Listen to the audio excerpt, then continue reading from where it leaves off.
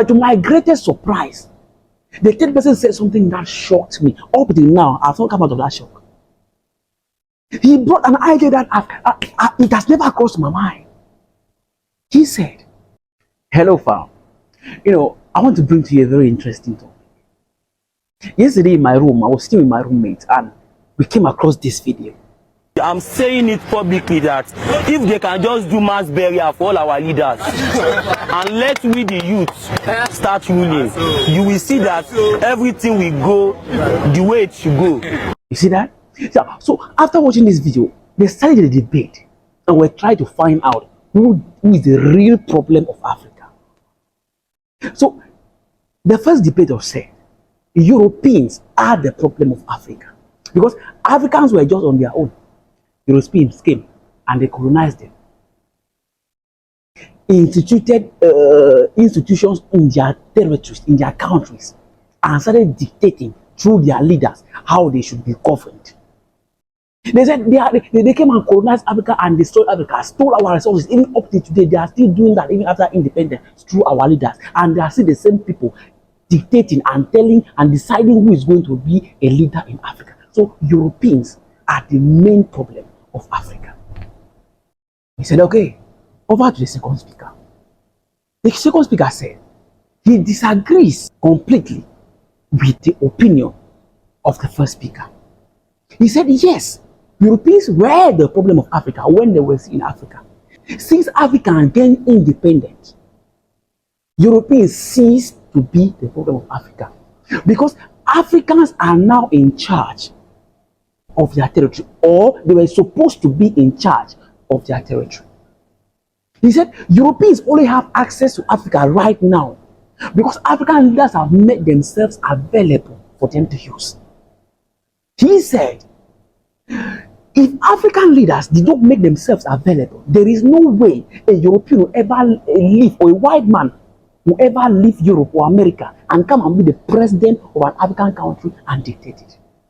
He said it's because African leaders have made themselves available, because they are selfish, because they are corrupt, because they are money-minded, because they don't care about their citizens. That is why, or that is the foundation that Europeans are building on to keep ruling Africa.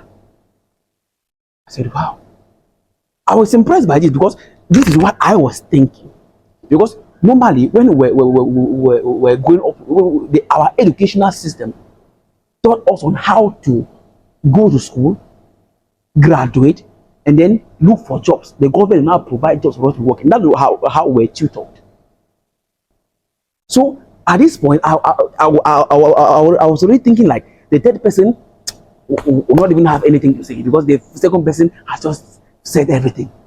But to my greatest surprise, the third person said something that shocked me. Up till now, I've not come out of that shock. He brought an idea that it has never crossed my mind. He said he disagrees with the first and the second speaker. According to him, neither Europeans or African leaders are the problem of Africa. He said the youth of Africa are the problem of Africa. I said, I go for Emangolo. He repeated it. You see the look on your face right now? That is the same look that was on my face yesterday. I said, up till now, I have not recovered from the shock. So when I said, okay, fine. If you say so, explain. What do you mean by the youth of Africa are the problem of Africa? What have the youth of Africa done to now become the problem of Africa? The explanation he gave is what just shocked me the most. He said the youth of Africa are the problem of Africa, not because they have done something, but because of what they have failed to do. All of us were still lost. He said, please, can you explain more? He said, power in Africa is in the hands of the youth.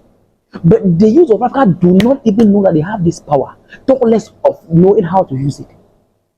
He said, the more you talk, the more you are confusing us. Please, can you explain in a language we will understand? He said, Africa is democratic, and these leaders go to power through votes. And the highest population of Africa are the youths. So the youth of Africa, the people who vote these leaders into power. He said, despite the fact that some of these African leaders might have gone to power through rigging, even in that rigging process, they still used African youth. He took an example with just any Nigerian presidential elections. He asked us, during the last presidential election, we saw some people on bikes who were moving from polling unit to polling unit, shooting people and killing, snatching ballot boxes. Those people, were they 70 years old men, 90 years old men, or were they youth? We said they were youth. He said, you see?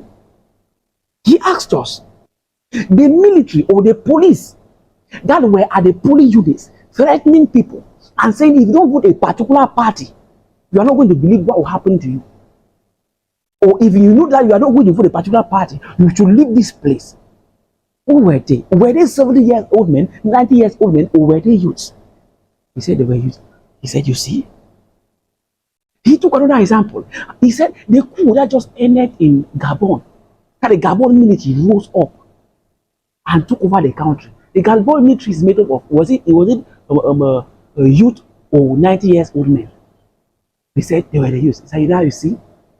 He continued explaining. He said, the military, the army of every African country is made up of youth. That is to tell you that power in Africa is in the hands of the youth. He said, if the youth of Africa rise up today, Africa will become better today. He said, it is because the youth of Africa don't even know how powerful they are. That is why we are still in this situation. He said, the second speaker always spoke the way he spoke, that African leaders are the problem of Africa, or even with the first speaker, is because that's how we have been programmed to think. We should be thinking that the African leaders and the Europeans are our problem, so that we will not actually know the original problem, so that they will still things will still continue going the way they are going.